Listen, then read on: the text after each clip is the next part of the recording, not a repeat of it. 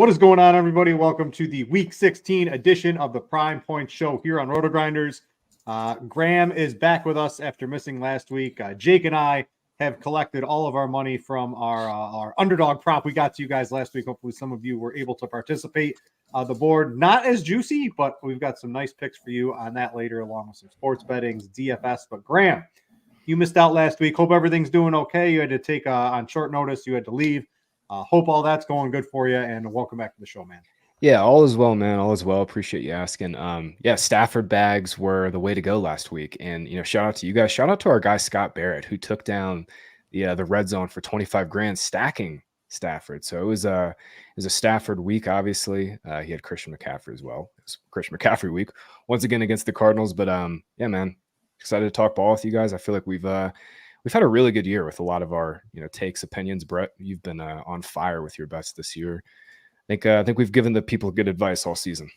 Yeah, I want to give Scott too a shout out. Basically, there's a lot of talk in the industry. Hey, you're talking this play, maybe you should play the plays. Well, Scott does that every single week. Yep. And takes down money. I know a lot of the subscribers over at Fantasy Points do the same thing. So a big congrats to Scott. And definitely backs up what he's talking about in his articles and stuff over on Fantasy Points. Jake, what's up, dude? We've got to try to repeat for the people the Stafford combination. That number was a little way too low. I found some that are a little bit too low. I like to play the overs. Maybe I'm a donkey, but it generally works out for me. Yeah. The Stafford number last week was absurd. Pretty easily underdog's biggest miss of the season. And of course they had to change their correlation rules immediately afterwards. So I imagine we're going to be talking a little bit more prize picks on the show for the rest of the season. But, what are you talking about? Like Graham said, it's been a great year. Excited to get into things. I think we got another good week of football ahead of us, especially for the holidays. Yeah, still some good plays on underdog. Didn't like the correlation. It's more of a same game parlay on the sports books. We've talked about, hey, one of the reasons you play the fantasy pick'em sites is because they don't do that. Now that they have, a little less incentivized. Prize Picks hasn't done it yet, so we can still play over there. I really like the picks you have, Jake, by the way. I tailed you on that. We'll get some of that a little bit later in the show. But yeah, let's start off with our takeaways. And Graham, you missed last week. So what are your takeaways from maybe week 15? Anything else on the season? Let's start it off with you, buddy. Yeah, man, just backing up more Stafford. I mean, obviously, he's just been on an absolute tear. Last 4 games now, just shredded the Ravens, Browns, and tougher matchups. It was great again, last week. Rams are just, I'm kind of throwing onto the fire, but Rams are obviously a team I don't think anybody really wants to face in the NFC right now. I think they could win an NFC wildcard game easily right now. Beyond that, just 2 running back notes I had, obviously, from this past week. James Cook just exploded for 220 scrimmage yards. This was kind of building. I think, following the trends, yes, his snap rate has declined, but he's getting the ball every single time he's on the field. Cook is the entirety of the Bills offense, and I have a strong Cook prop later in the show we'll talk through.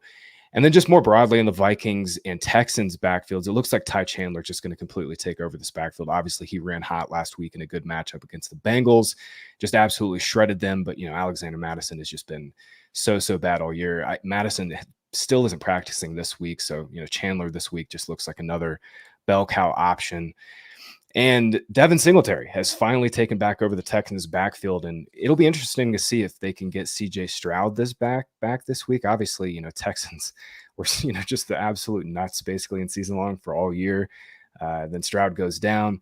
Singletary last week, though, 75% snap share. If Stroud is back, I mean, obviously it's a tougher matchup against the Browns, but that backfield is firmly back in Singletary's favor. And Stroud's back. We can get back in on some Texans, and we'll talk through Texans, I think, through the DFS segment a little bit later too.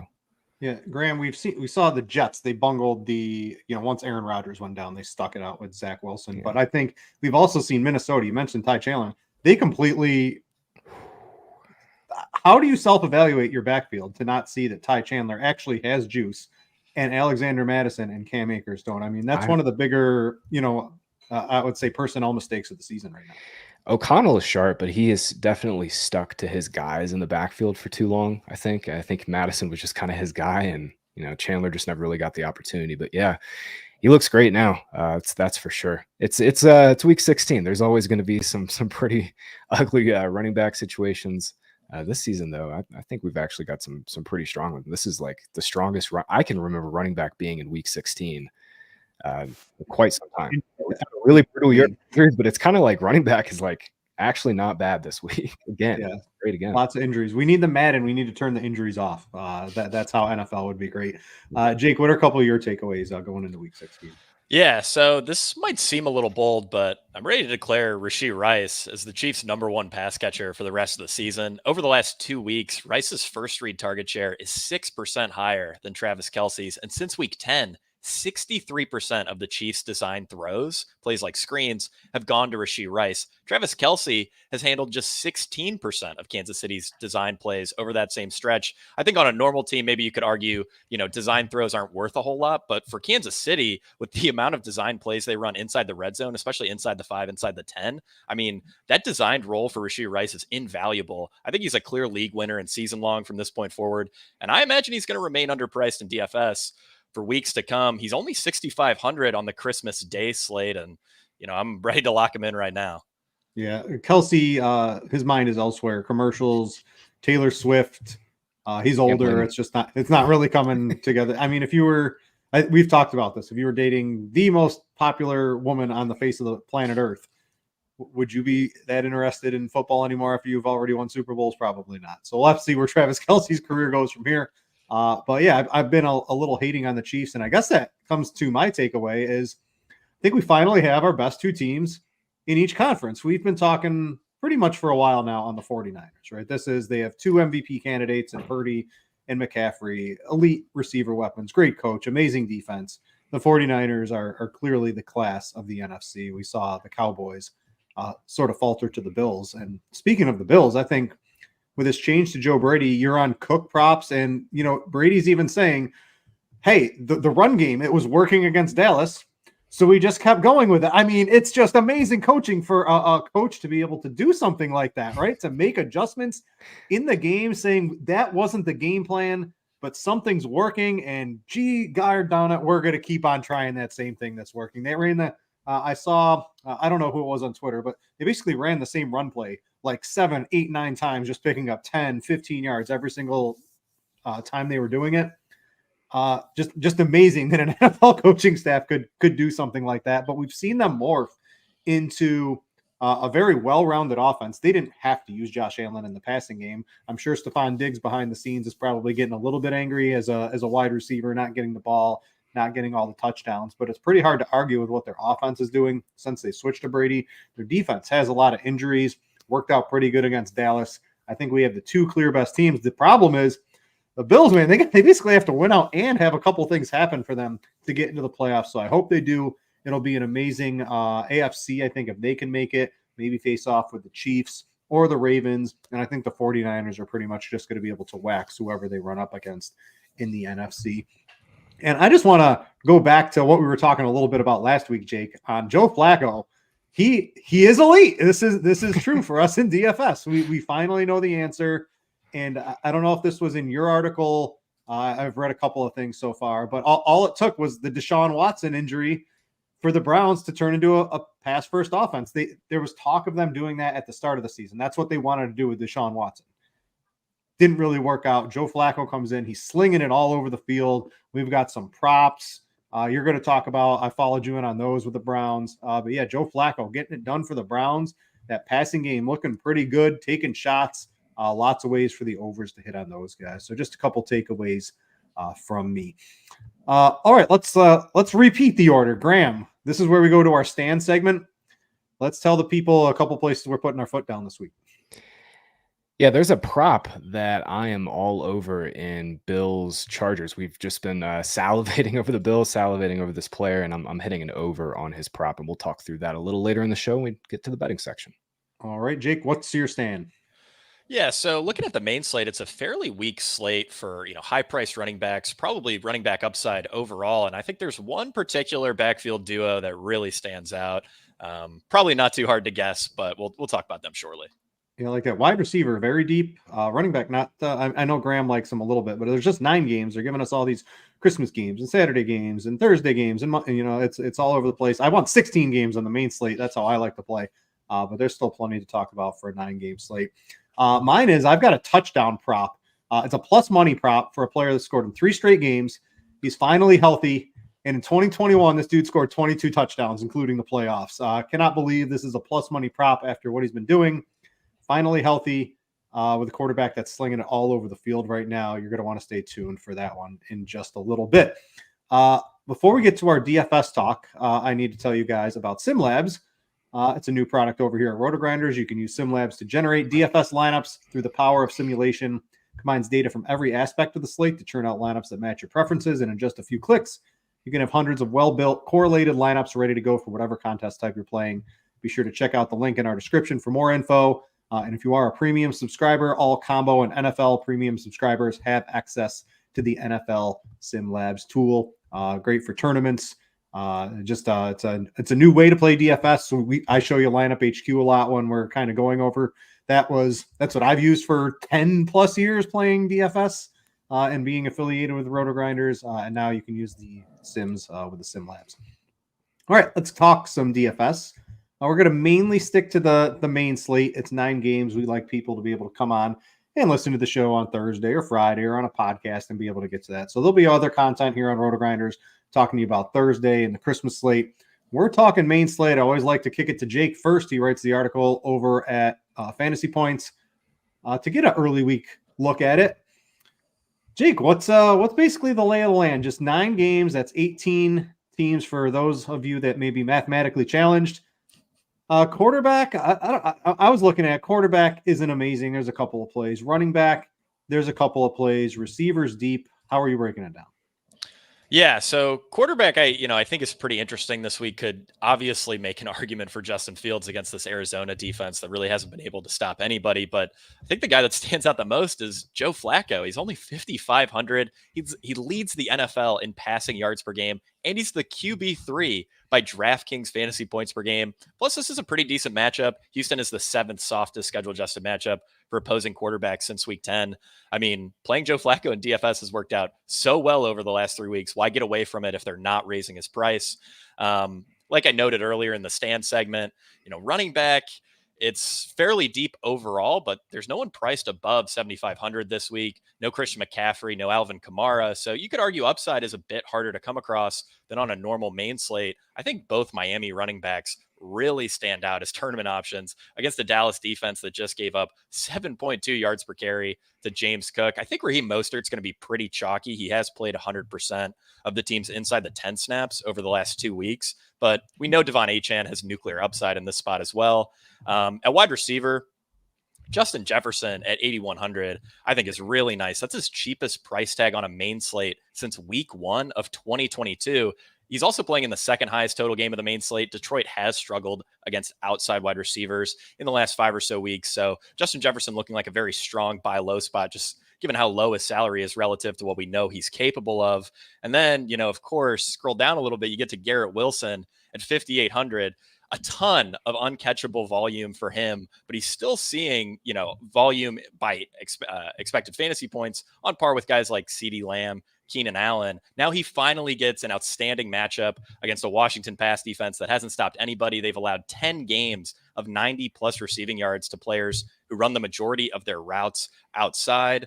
Just like Garrett Wilson, I mean, we saw Cooper Kupp score on a play where there was nobody within 20 yards of him. I know that Garrett Wilson hasn't had a ton of great volume come his way, not a lot of accurate passes, but against Washington, who's leaving everybody wide open, I think he could get there. And it's very rare to see somebody with Garrett Wilson's volume at sub 6K in the perfect matchup. So he really pops. He'll probably be a very strong value this week. And then, of course, we have to talk about David Njoku. Since week 10, he has 13 more targets than the next closest tight end, and he's seeing usage by expected fantasy points that's 20% better than the next closest tight end. I think you could argue David Njoku should be considered the tight end 1 for the rest of the year with Joe Flacco under center. And this week he draws a Houston defense that's been a top 4 schedule adjusted matchup for opposing tight ends. I think he's going to be mega chalk, and rightfully so. Yeah, I think Trey McBride's also going to compete for that. Really hard to not take a look at what Trey McBride's doing. A couple of things I want to know. Jake, I'm going to throw it to you, and then we'll get Graham's thoughts. Running back. So I was looking at this sub 6K tier, and they're all the bell cows. They're all just sitting down here because due to injuries. Which one of these guys, I'm going to throw 4 at you, would you like to use the most? We've got James Conner against Chicago. I think that's probably one we're not as interested in, with Chicago being a pretty strong run defense.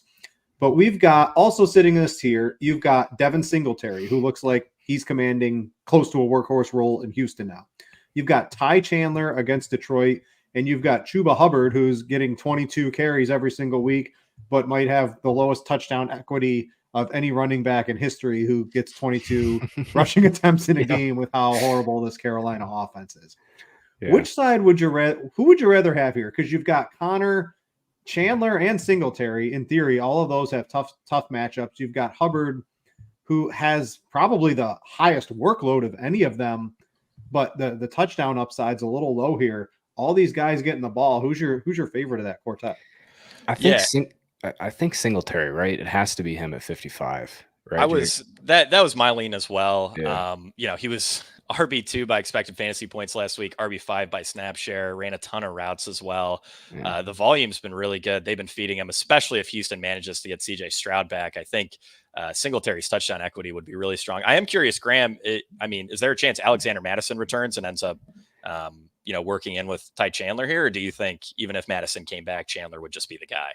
Yeah, Madison didn't practice today. He's dealing with a high ankle injury, and it seems like he'll probably miss another week. And even if he doesn't, like if he gets back to like a limited practice later in the week and they try to bring him back up, I'd imagine Chandler's still going to play like 65% of the snaps.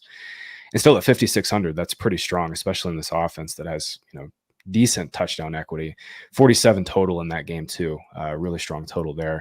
I'm more with Brit on Trey McBride. I mean, I hear you on Njoku. He's a really, really strong play at 5,300, but I mean, Trey McBride 5,700 is still like, I would say at least 1K too cheap. The volume he's getting with Kyler is just absolutely absurd, and especially on a full PPR site like DK. I mean, he's just a lock for like 5-6 catches.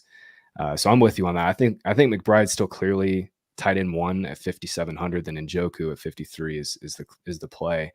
I don't think anybody is going to play TJ Hawkinson this week, and I think that might be a mistake.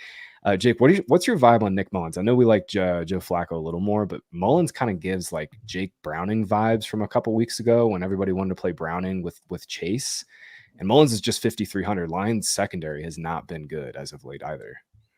Yeah, I'll have to dive in on him a little bit more, but man, it is really tempting in this awesome game environment. And we know he's got fantastic playmakers with, Addison, Jefferson, Hawkinson. It's a really great spot for Nick Mullins. Just looking through some of the early week passing props. I mean, Mullins is sitting at 250. He's ahead of a lot of quarterbacks that are regarded as significantly better. So it looks like sportsbooks are really buying into him. And, why wouldn't we for DFS at 5,300? I certainly see the argument. Yeah, I mean, it was ugly last week, but he got to the bonus. He got 303. I mean, it's I don't think they're going to go back to Josh Dobbs. I think that ship has sailed. So yeah, Mullins at 53. I think especially with Justin Jefferson at 8,100, man, I think we're going to see some people get on Mullins.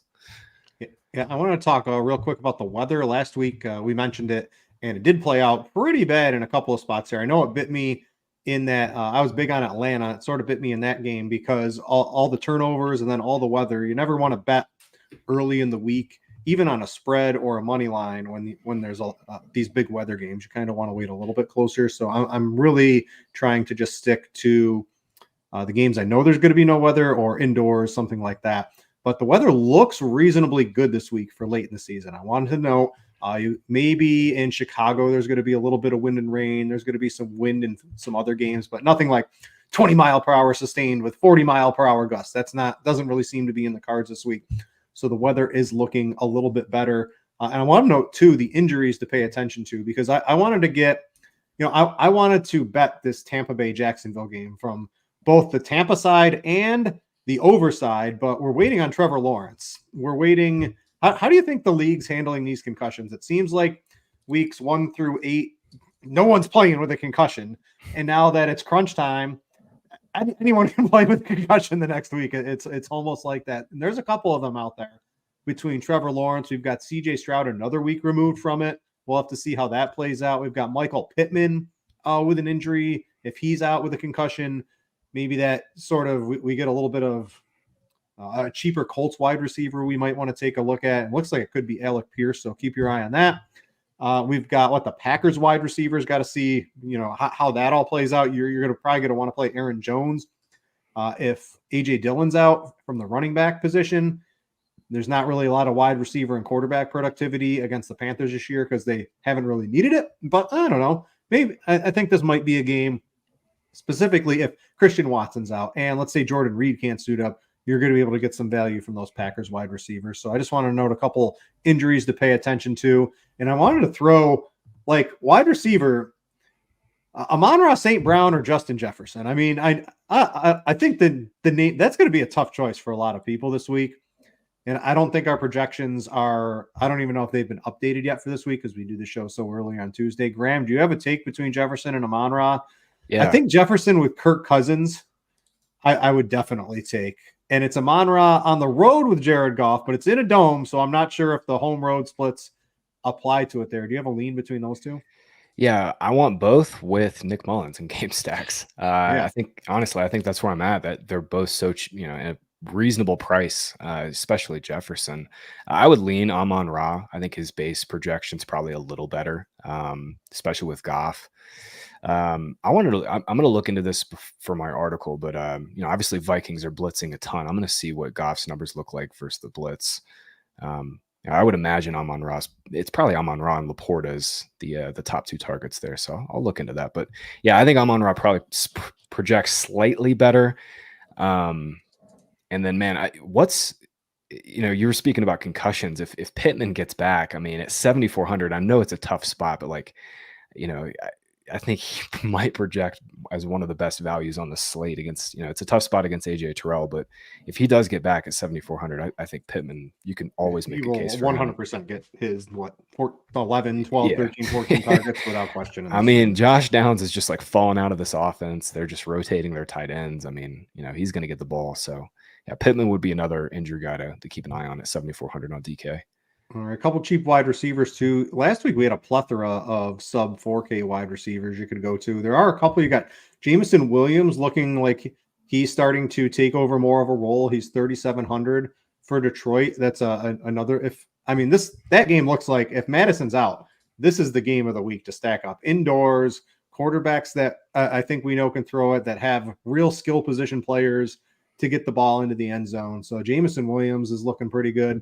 And then who else did I have out here? Oh, yeah, Parker Washington for Jacksonville. Jacksonville's down. Zay Jones, probably. They're probably going to be without Christian. Christian Kirk's not coming back yet. So Evan Ingram at tight end. But Parker Washington's, what is he, 3,100? I think I saw him down here somewhere. Let's see. Let's see if I can spell. It's not working for me, but I think he's 3,100. Could be an interesting target.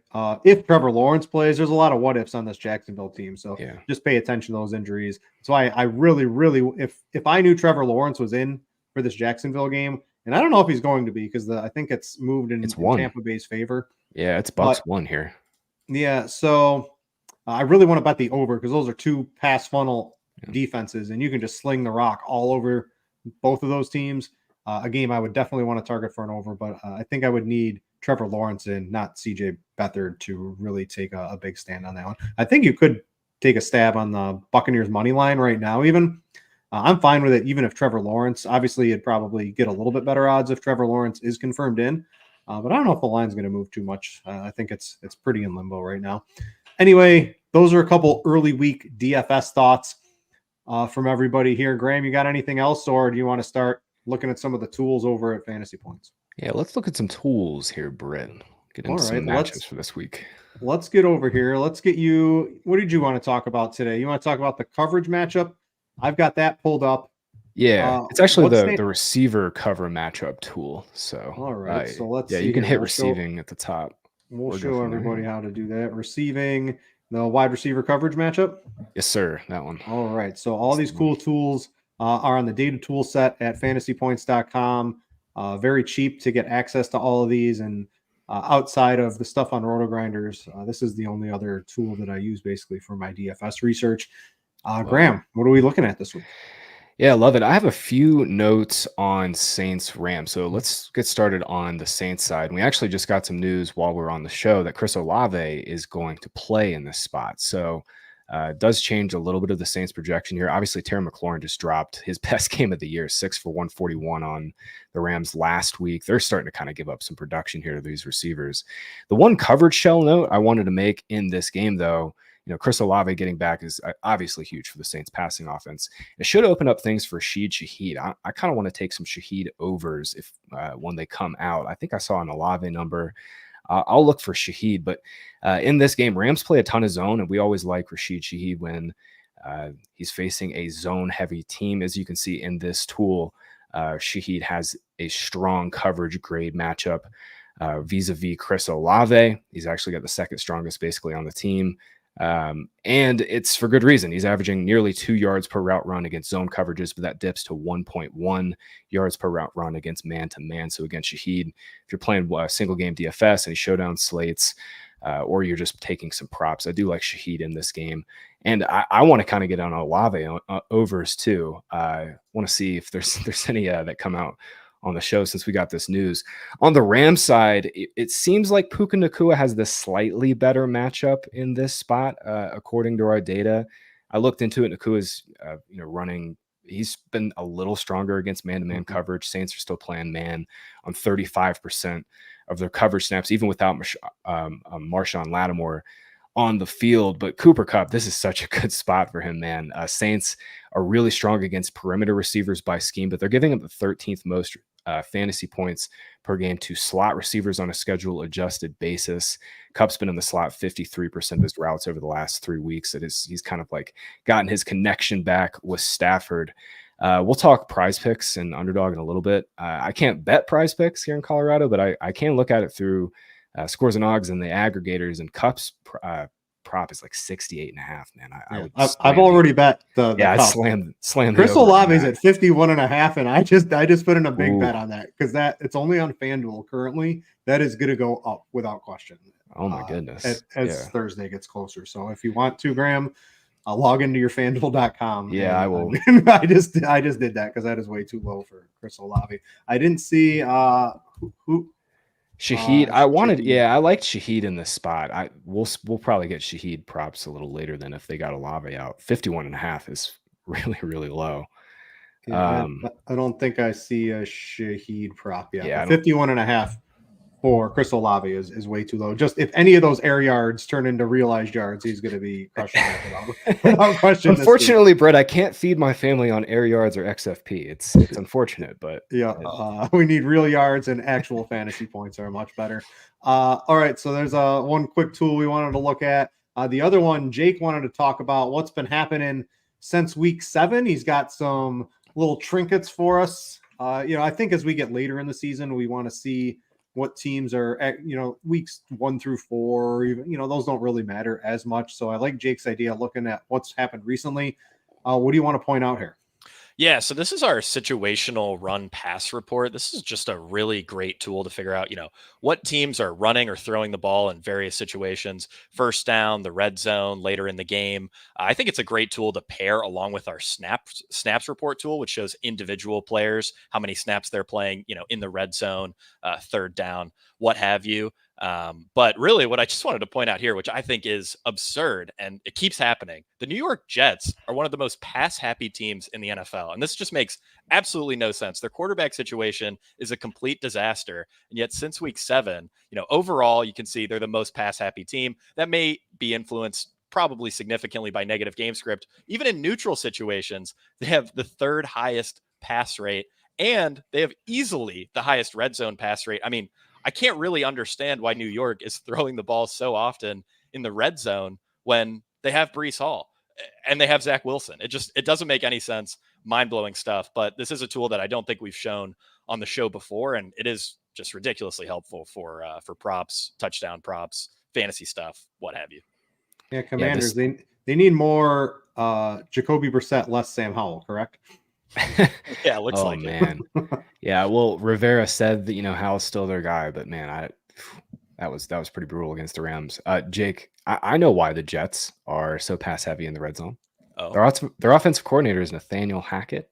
You may have heard of this guy. He's he struggled a little bit in pass stops. Just to put it lightly, he struggled slightly. Man, that's an absolutely wild stat that they're that pass heavy. I know I keep offensive line is awful, but holy hell, I keep expecting them to turn run heavy, and it keeps happening week after week. Well, they keep Breece Hall has been absolutely horrific on the ground. Yeah. I don't know if it's because Yeah. teams aren't giving him any respect at all, but it has not worked out on him in the run game, basically, except for maybe 1 or 2 games this year. It just has not worked out for them. But we always like digging into the data a little bit more over at Fantasy Points behind the scenes. This is what Graham, Jake, Scott, everyone over there uses all this stuff. I use all this stuff specifically with props and for DFS. Go check it out. Anything free this week? Let me take a look at the dashboard. Or you guys, nothing's free anymore. Nothing's free. Basic. We've given you guys basic enough rushing. for free. Yeah, there's a couple basic things for free, but it's one of the cheaper things.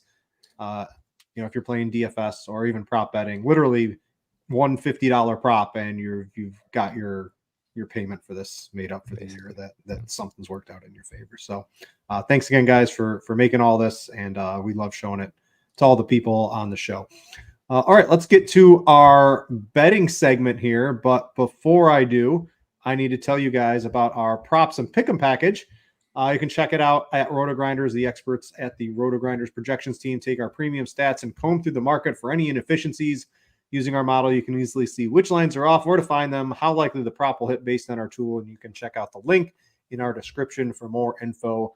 Great for those of you who might just have Underdog or Prize Picks or the fantasy pick'em sites, or those that just like hammering props 24/7, especially for an NFL Sunday. The scores and odds is absolutely littered with it. That comes into it. You can get the package on that.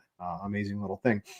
And speaking of scores and odds, let's get right to my stand of the week, because this is basically my best prop that I think I've seen so far. That Chris Olave number was good, but Cooper Kupp to get a touchdown. This is what he had 22 touchdowns in 2021. Now that was a couple of years ago, right? But he's got a touchdown in 3 straight games right now, and I have absolutely no idea why this is plus 140 right now. Maybe because they're giving Kyren Williams too good of a shot to get a touchdown. I wrote this up last week. But Kupp's getting the targets. He's getting in the end zone. And Jake, earlier in the show, you said they left him wide open. That I'm okay with that. That counts for me in the touchdown. That counts for me in the yardages. And I think why we're getting this is the Saints have only allowed 8 touchdowns to wide receivers this year, which is the second lowest in the league. The Jets have only allowed 4 touchdowns to wide receivers this year. The Saints, I swear, you go look at their schedule and look at who the quarterbacks were. And then look at which wide receivers were injured. I mean, you have to go like way back in the season to find anybody that's even remotely good in any matchup that they faced against. I think it's more the matchups they've had and their easy schedule than them having some sort of magical ability to keep wide receivers out of the end zone. Cooper Kupp, Matt Stafford's too good. Cooper Kupp to get a touchdown, plus 140 is my prop of the week. I'll give one more prop too. I normally come with the spreads and money lines. I have a money line parlay for you guys. I don't really like the betting board this week. Haven't bet too much. I want to wait on weather. I want to wait on some of the injury situations. But the other thing I was on is Alvin Kamara's at 49.5 rush yards, and this just looks a little bit too low. I know you were talking about some of the passing prop overs, Graham, but Kamara at 49.5. He's only not gone over this in 2 games this year. And I think Kendre Miller's going to come back. But I don't really see them leaning on Kendre Miller. It's a must-win game for basically both teams here. This could be an Alvin Kamara game against the Rams. 49.5 is just way too low for him. If I was setting the line, I'd probably put it closer to like 55, 56.5, something like that. He out-carried Jamal Williams 16-8 in a game. They were even leading most of the game. I'm not really too concerned about that. So Kamara over 49.5. Kupp to score a touchdown. That's plus 140. If you have bet 365, it was plus 140 on FanDuel earlier. FanDuel currently has the best odds at plus 135 on Cooper Kupp. So there's one. I'll give you a money line parlay in just a minute. Graham, other than that Olave bet, I followed you in on that. What else are you looking at? Yeah, love that Kupp bet. I was just actually looking at some of the data we have. So like if you split out by where receivers align, the Saints have only given up 10 touchdowns this year. 7 of those have come through the slot though. So really, really sharp for Kupp. Plus 140. I'm gonna join you on that one.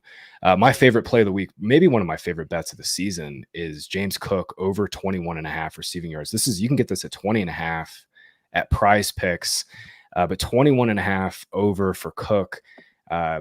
Absolutely put a huge bet on this a couple hours ago. Cook has gone over this total in 4 straight games with the play caller change there in Buffalo going to Joe Brady. And, I don't think too much has really changed with this offense besides them getting James Cook involved in every shape or form, and especially in the receiving game. He has 211 receiving yards on 19 targets over the last 4 weeks. He's averaging 53 receiving yards per game, and the Chargers might have the slowest linebacking group in the NFL. They're giving up the second most receiving yards per game to opposing backs at 48.5. I think this should be closer to like 29.5, maybe 30.5, given his role. And I mean, he's kind of like already like an Alvin Kamara, Austin Eckler type player. And, those are, constantly in the high 20s. So 21.5 over for Cook at pretty much every major sports book, 20.5. FanDuel's got it up to 30. Everyone else is sitting at 21. This is crazy. I'm gonna have to go get this on looks like Caesars is gonna be my best book right now. Yeah, FanDuel has the sharpest line. I just refreshed that like 3 minutes ago, and I was surprised because FanDuel usually does not have the sharpest lines early in the week. No, they all just copy each other early in the week, and then some of them move around. But surprised to see that. I'm going to follow you in on that one. We're just everyone will just all hold hands and cross the finish line and win all of our bets this week. Love it. So that was your stand from earlier when you were talking about it. You have anything else you're looking at? Yeah, I played a little parlay 2.5 on Rams to win by 2.5, Bills by 2.5 at -112 at DK. Just kind of echoing some of the themes we've been talking about throughout the show. Just on Rams, I kind of like them at 4. It's okay. I played it down to 2.5 just to get the field goal. I think they're the much better side than the Saints. Stafford's just rolling, and then Bills 2.5 is just like an absolute lock. They're the lock of the week. They're getting 12. Just again playing it down, getting the -112 for the 2-team parlay. I'm with you. I really don't like this betting board this week. Last couple of weeks have been pretty strong for us, I feel like, but this is a really, really tight week. Books have some sharp lines out there. Bert, what's your take? I guess we're not going to get Lawrence, right? Bucks are, getting 1. What do you think? What do you think this line would be if we knew Lawrence were in? I think it was like plus. I think it was Jacksonville like -1 or -2. Yeah, and then the concussion happened. It's kind of moved to that. I don't know. I think late in the season, they're more apt to, like, it would not surprise me if Trevor Lawrence played. It wouldn't surprise me if Michael Pittman played. The playoffs are on the line. The concussion stuff's going to go out the window a little bit, if you ask me. But I don't know. We'll have to see how stingy the NFL is, and truthfully, how the players feel about the situation as well. So, all right. So those couple bets from Graham. Jake, what are you looking at?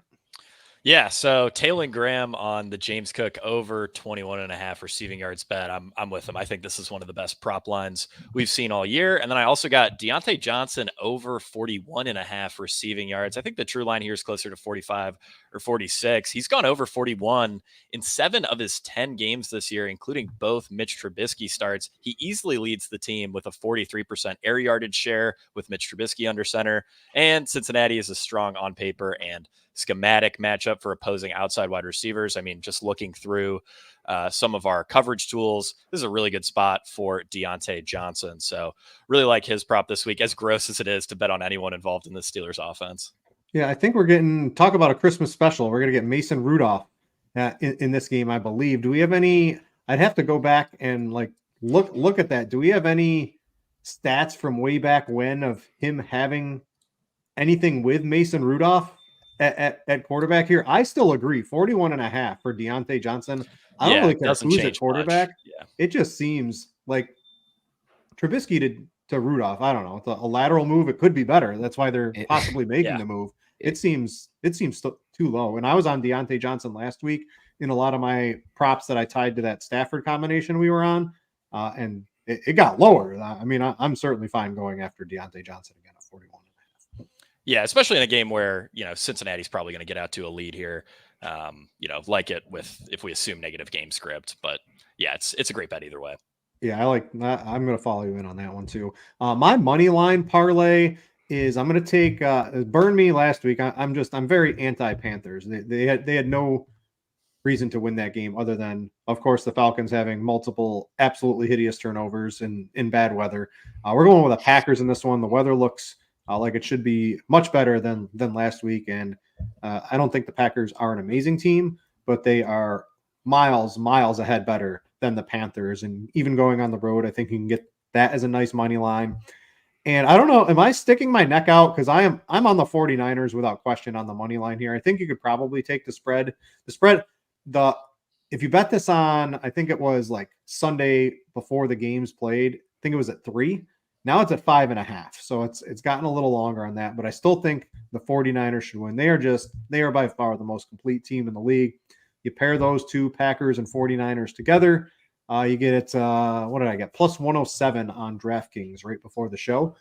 So that's a little bit money line parlay. I won the Rams, Browns. I don't know how the Bears lost that game, but I'm okay with it because the Browns money line I was on ended up coming through here. A dropped Hail Mary, a dropped bomb from Cole Kmet, Joe Flacco going bananas at the end of the game to get him there, and the Browns pulled that off. So the money line parlay worked last week. Going to go back to it this week with the 49ers and the Packers. All right, so that's basically the sports betting segment. We always like to get some fantasy pick'em too. How could we not, after Underdog treated us so well last week? And Jake, I'm going to let you go first on this because I saw this, and we're basically doing what we did last week with correlation, but we're moving it over to Prize Picks. I think like this is an amazing play that you put together here, all correlated. Why don't you talk about what you're doing?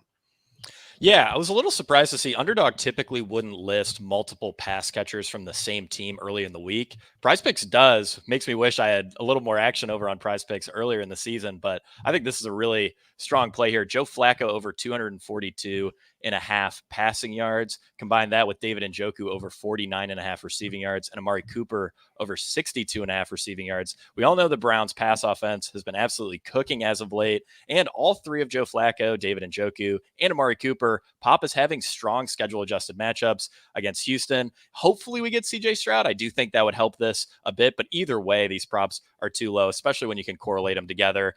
Prize Picks also has the lowest line out there for James Cook receiving yards at just 20.5. So love adding that on to pretty much any ticket I make. And then I'm completing the pick 6 here with Baker Mayfield over 229.5 and Mike Evans over 63.5 receiving yards. Both Mayfield and Evans have strong on paper matchups. And this is, a pass funnel battle between Tampa Bay and Jacksonville. This game could be pretty high paced here. Plus Baker Mayfield's coming off by far his best passing game of the season. Baker Mayfield's going to be there. What did I hear? I heard this again today. They're either going to franchise him and he'll make more than Patrick Mahomes, or they'll sign him to like a 4-year contract that he definitely won't be worth it. But that's what Baker Mayfield has played himself into, especially after that nice comeback victory. If they can pull this one out, I mean, they've got a pretty good shot at the playoffs. Don't think they'll make much noise once they get into the playoffs. Maybe one. The NFC is not really too strong. But I don't know, Graham, do you think Baker deserves to be a quarterback starting caliber in the league for the next 2 years, pretty much unquestioned? It's interesting. So I was, Baker obviously like got no money from the Bucks. I was, reading about the Bucks and, they're kind of what their plans are for next year. They got to pay Mike Evans. They're probably going to pay Mike Evans after this season. I don't know if they could let him go after the season. And then, the article switched into like, well, what would the contract look like for Baker? And I mean, we just saw like absurd money thrown to Daniel Jones. I think he's deserving of another year, but with the going rate at quarterback, it's going to be really interesting to see what they bring him back at. I have Deshaun to imagine Watson, Daniel Jones, they broke totally destroyed their teams with the contracts they got. Yeah, and they broke the market too. I mean, we'll probably see some level of boomerang effect come back. Maybe we'll see it with Mayfield's deal specifically, but it would make way too much sense for Jason Light and the Bucks to bring him back. I mean, they're probably going to win the NFC South. They're in a really good spot right now. I mean, especially with the Falcons fading and they don't have a quarterback. Saints are in a must-win game here against the Rams, so they're in a really good spot. That's for sure. All right, so I'm gonna give our boys Underdog some credit here because they posted a couple of numbers that I'm very much interested in. I think maybe you can even get these. Let me quadruple check, and let's see here. So my first one for sure is Kamara over 49.5 rush yards. I gave that to you on the prop. You can get that on both any of the fantasy pick'em sites.